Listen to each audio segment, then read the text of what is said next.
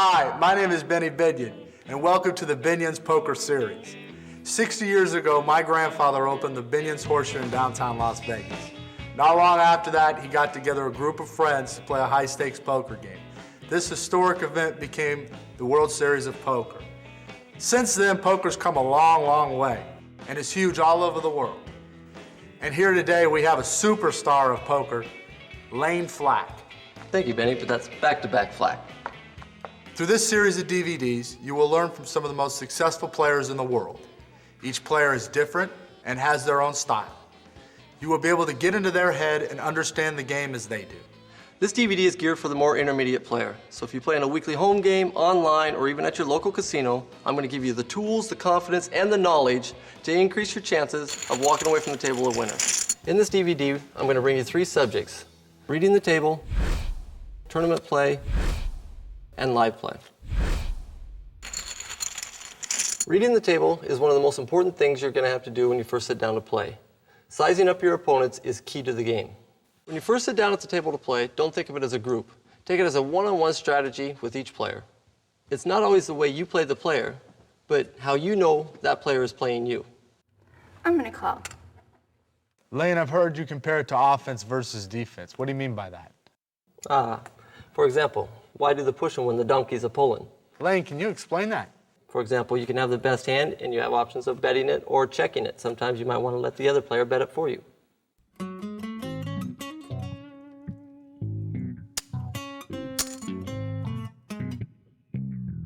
Next, let's talk about table image. To me, this is one of the most important things you need to do in poker.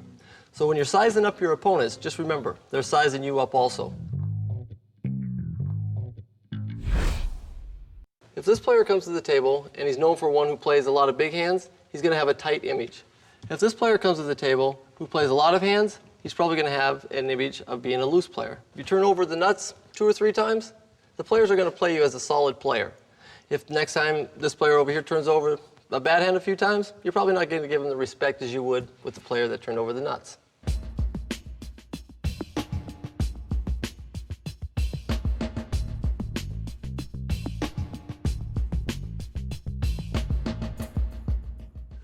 A player needs to create and uphold a table image at all times. Somebody here got the ace. Okay, who else got the ace? But just in case, here's 2. And I'm raising 4 more if you can keep up. Poker truly is a game of perception. From the style of clothes that people wear to the way they look at their cards will teach you a lot about how they play the game. I got your 6, kid.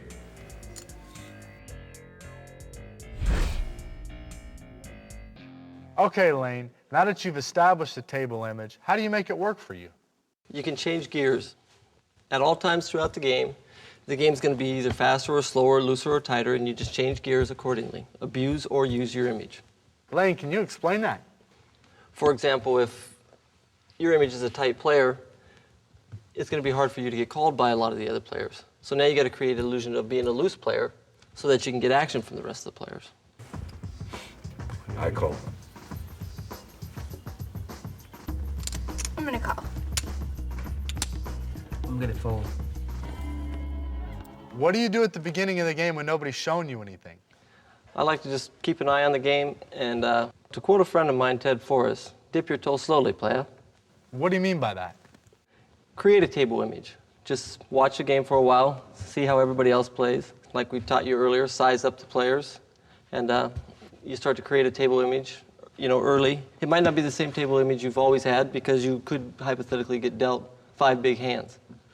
So therefore, you'd always turn over big hands, but you're actually a loose player. So now you have a different image than you may have had before. So now you got to work off that image. And then dip your toe slowly, playa.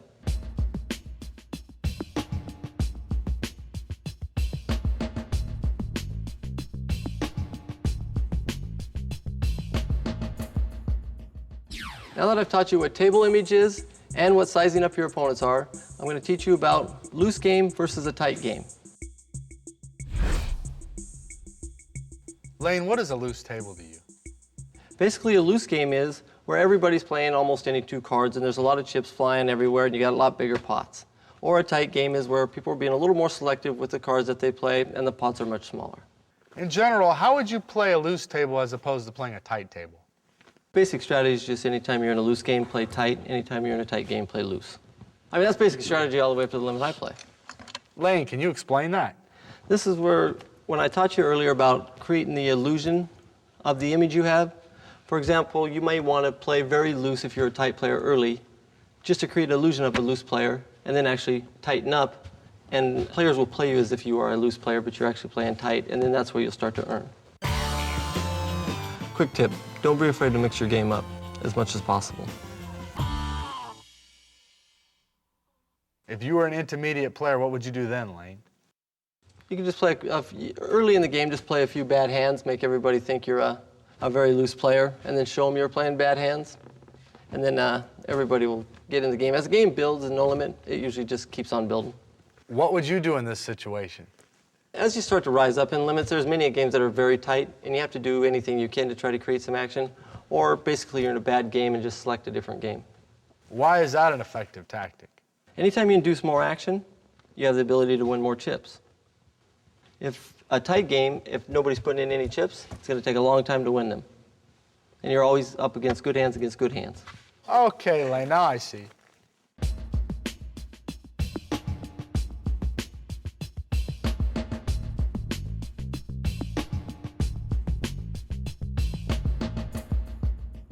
What did you mean by control the tempo? How can you possibly control the tempo? In a loose table, there's really no need to control it. Just play tight and the money will come. Anytime you're in a tight table, if you're not making the money, sometimes you might want to loosen it up. But other than that, tight is usually right. Did that ever happen to you, Layne? I played in the dark for the whole night, not looked at my cards and just raised. That created a little action. You know, people were calling me with pretty bad hands because I hadn't looked. No, I'm not encouraging to start playing in the dark. But yeah, I played many a night in the dark. I get it. The most common question I get asked by intermediate players revolves around tournament play. Today I'm going to give you 8 topics on how to improve your tournament play. Playing with the short stack, playing with the big stack, playing on the bubble, getting into the money, playing when you're under the gun, how to play when you're on the button, playing long sessions, and understanding and anticipating table movement. Let's take them one at a time. We'll start off with the position that usually signals the end of most tournament players' night, the short stack. Most people think that there's only 2 options. It's either all in or fold. It's too rich for my blood, I fold. Layne, what's the definition of a short stack?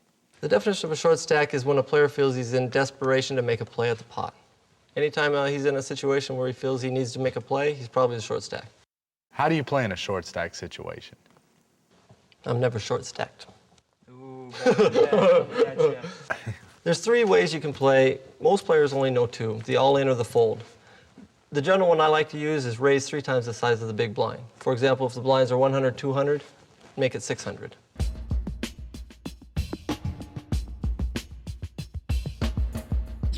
Why is that an effective tactic? Usually anytime when you raise a pot, it doesn't matter how much you raise it, it still represents a raise and gets the same job done, and you still have chips left to protect your hand after the flop. Most players in No Limit only know the all-in or fold, and they forget when they're a short stack that you still have the option of the 3 times the big blind raise, and I use that one a lot. Excuse me, Layne. What's the reason behind tripling the blind? The purpose of tripling the big blind is effective because you have chips left over as opposed to all-in or nothing. So it gives you an opportunity to build your stack without having to double it up, and you can still protect your hand on the flop. Most people think that it's easier playing a big stack, and that's not true. It's easier playing a small stack because you have less options. If you got a lot of chips, this is just my own theory. Of course, you'd rather have a lot of chips, but with a lot of chips comes a lot of options. Is there any advantage to having a short stack? The short stack has the easiest chance of doubling up. That's about the only advantage of having a short stack. On the other side of the coin, how do you play a big stack? How I play the big stack usually is I usually keep in control of the game, but yet protect my chips. You know, never get all in, but yet play a lot of. I usually play a lot of hands. Quick tip: anybody can play the game when they're out front. Learn how to protect yourself when you're playing from behind. The big stack is obviously the best position to be in a tournament, but with the big stack, just remember, is a lot harder to play than a short stack in my mind. Obviously, your goal when you're in a tournament is to have the big stack all the way through the tournament, but with that comes difficulties, only because everybody's gunning after you. There's a lot more options in every hand that you play, as opposed to the short stack. There's usually one or two plays. The big stack has a lot more opportunities to make plays. What scares you the most about playing a big stack? People making fun of you if you lose it. What scares me the most about having a big stack probably is just with everybody coming after you, you really can lose your chips pretty fast. Usually the person that has a big stack has the most pressure on him. Everybody's watching him, watching every play that he makes, every move that he does in every pot, and they all want his chips.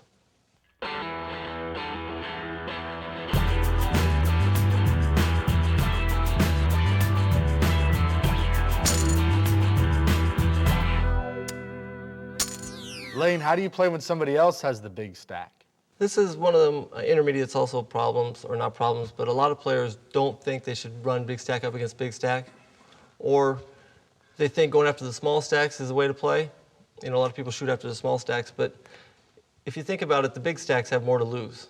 I usually always play hard after the big stacks because it's hard for them to play back because they don't want to lose what they've already earned, or they want to protect what they have in front of them.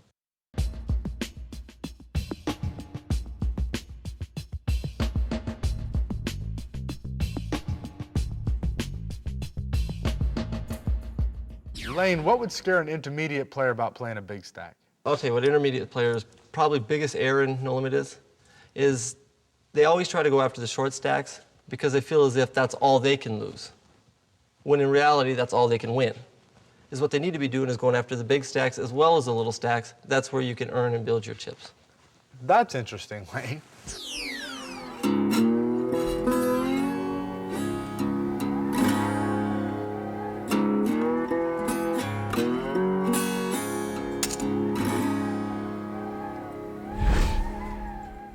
Layne, what does playing on the bubble mean? On the bubble, it's a term that we use in poker, meaning the player that got knocked out won before the money. So the rest of the players made money except for that person, therefore he was dry humped. Quick tip. It's better to sit to the right of an aggressive player and play aggressive than it is to sit to the left of an aggressive player and play tight. Layne, how do players change their game when they're getting close to the bubble? There's a lot of players that start playing very tight and very cautious because they don't want to be the one that gets knocked out right before the money. My strategy is to play a little bit faster because all the rest of the players are playing a little tighter. It's no fun to get knocked out one out of the money. Is there a way that you should play on the bubble in regards to your chip size? No.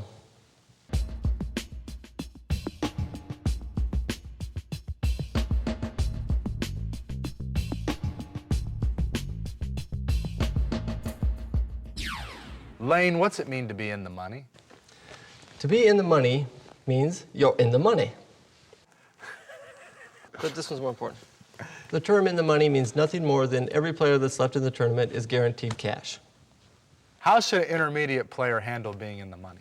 Generally, there's three ways that you can, your strategy can change. You can play to win the tournament, which would be a little higher risk, or you could play safe and just try to build your way up the money ladder, or the one I try to do, which is pretty much in the middle, just make the final table and then worry about third place and then worry about first.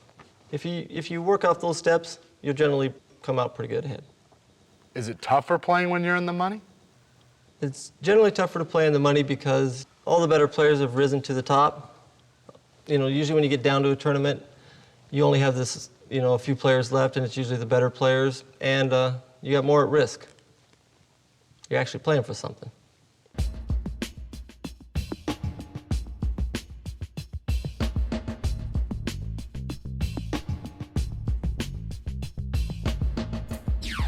Layne, what's your take on making deals when you're in the money? My take on making deals when you're in the money, I've never made a deal, and I don't recommend them. One of the biggest reasons is when you get down to the end of a tournament, that's where you get a lot of experience. So if you make deals where you don't finish out the tournament, you really lose the value in learning how to play the game. Okay.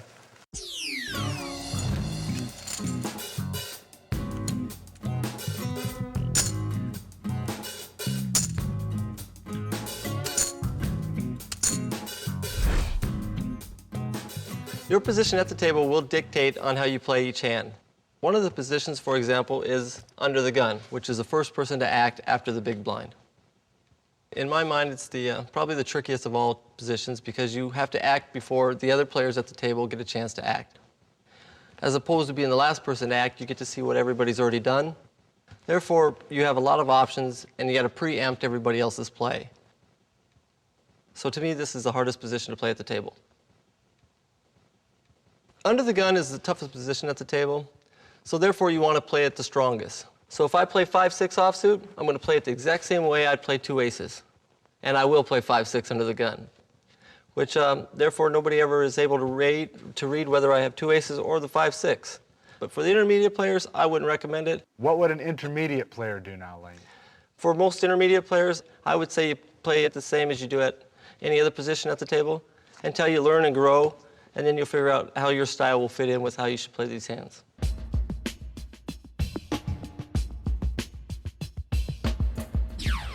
I'm not going to sit here and tell you how to play every hand under the gun. There's way too many factors involved. The size of your hand, the size of your bankroll, the tempo of the table. All these things you will pick up on as you get more educated in poker. The rest of the positions at the table, basically, under the gun is the hardest position to play. The next position is the second hardest, and so forth. Therefore, your hands should be better in earlier position, and they can be somewhat weaker in late position, only because you have less players to defend to. With that in mind, you must play better hands here than you would here. This hand here, hypothetically, if you had ace-jack, wouldn't hold near as much clout as if you had ace-jack here. Simple breakdown.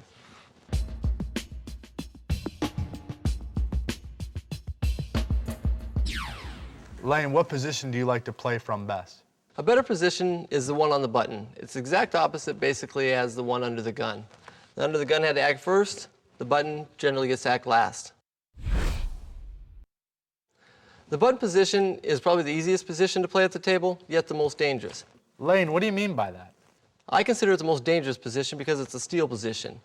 Most people in tournaments go broke on the button or in the 2 blinds because there's already money in the pot and you have a steal position. Now you have a lot of confrontation before the flop with money in it, therefore it's a lot more risky. If an intermediate player ends up in this position, what would you suggest they do? The way I play the button is I never raise on the button unless I plan on putting in all my chips. Why is that an effective tactic? Let me paint you a picture. For example, you ever go fishing? Anytime you put a lot of bait out there, you're going to get a lot of fish. The way I play on the button is I never make a raise on the button unless I intend on calling all of my chips. It's considered a steal position. There's a high probability of the blinds making a re-raise, so you should be prepared. It's a good opportunity to pick up a lot of chips or make a lot of money if you have a big hand. I see.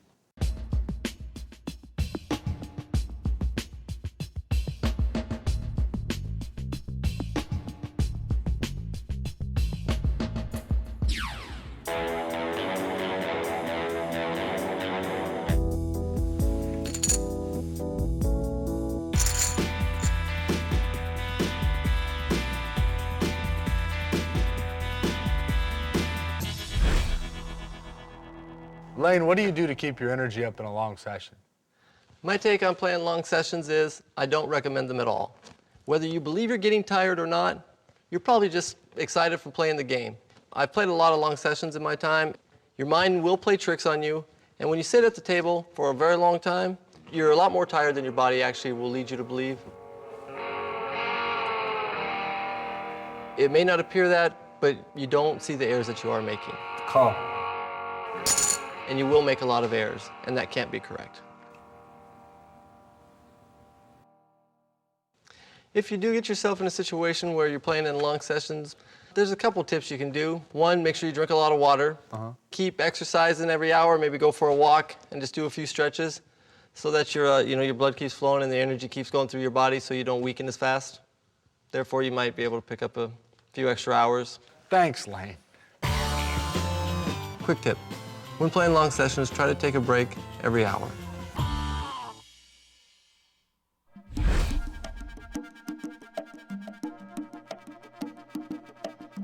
Here's one big tip for tournament players. Get to a tournament early, get signed up, and get a better table draw. By getting a lower table draw, your table is less apt to get broke, as opposed to the later tables, as they break them down in tournaments, you get moved to all the other tables. You might have to change your table image 2 or 3 times, as opposed to if you had a lower table draw, you'll get the same table for the whole day. For example, if you're going to be at the last table to break down, you want to keep a solid table image. If you're going to be one of the first tables to break down, you probably won't be playing with those players again right away, so you have to establish a new table image at the next table you go to. So therefore, you can probably be a little more risky. Quick tip, try to create a strong table image early in the game. And now on to our final category, live play. The 4 categories we'll cover in live play are game selection, bankroll, playing for value, and pot odds. In live play, game selection to me is probably one of the most important things that a person should do to better value themselves in the game. For example, if a poker player can take his ego out of the game and select games with worse players in it than him, he has a better chance of valuing himself in the game, as opposed to a great player picking a game with other great players in it, he has less value. In live play, you can be a bad player and play in a game with worse players and win. You could be a great player and play with other great players and not be a favorite in the game. Excuse me, Layne. What are you looking for in a game when you want to play? There's a couple things you can look for. Generally try to play in games you feel more comfortable in. For example, stud over hold'em or hold'em over Omaha. Number 2, if I can't find that, find a game that you have best value in. For example, a game with weaker players or tables that have a lot of chips on them. Or try to find a game where there's a few players maybe drinking or on tilt, splashing off their money, we say. I'm calling everyone, and I'm raising you 4. All these games have a value in it for you.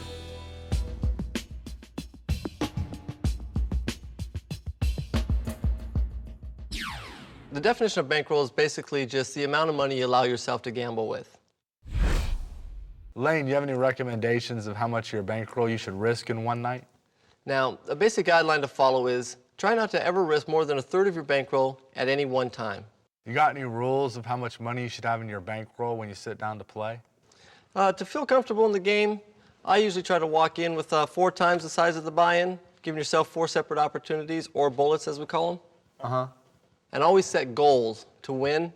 And if you hit that goal, be happy with it. Oh, okay. Quick tip, don't ever risk more than 1/3 of your bankroll at any given time. The definition of pot odds is the amount of money that's in the pot in comparison to the bet that you have to make for there to be value in it. For example, how much money you have to call in comparison to how much money is in the pot. Here I've set up a little demonstration to help you have a better understanding of the value of your hand. This gentleman here has king, queen of diamonds. On the board reads the jack of diamonds, the 10 of spades, and the deuce of diamonds, giving him an open-end straight and a flush draw. He has 9 diamonds in the deck that he can hit, plus 3 nines and 3 aces that'll make him the nuts, which is the best hand possibly made. So right there equals 15 outs, 9 diamonds and 6 straight cards.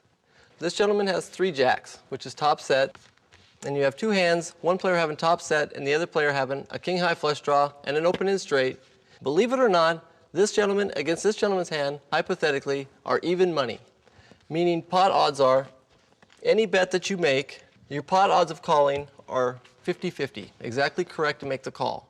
This hand has exact amount of value as this hand. If this gentleman, for example, had a king-queen without the diamonds and only had 6 outs, his odds would go down that much more. Here's a rule of thumb to follow. Anytime you're dealt a hand where you have 14 or 15 outs, you can pretty much justify a call against any other hand dealt in the deck on the flop. I see. Quick tip, pair versus overpair, you're 4.5 to 1 underdog.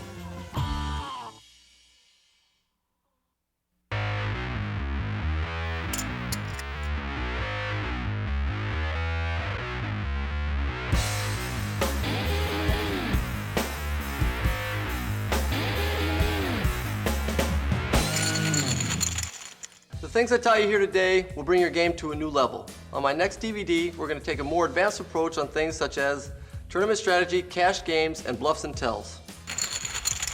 Thanks, Back to Back, for showing us how you play the game.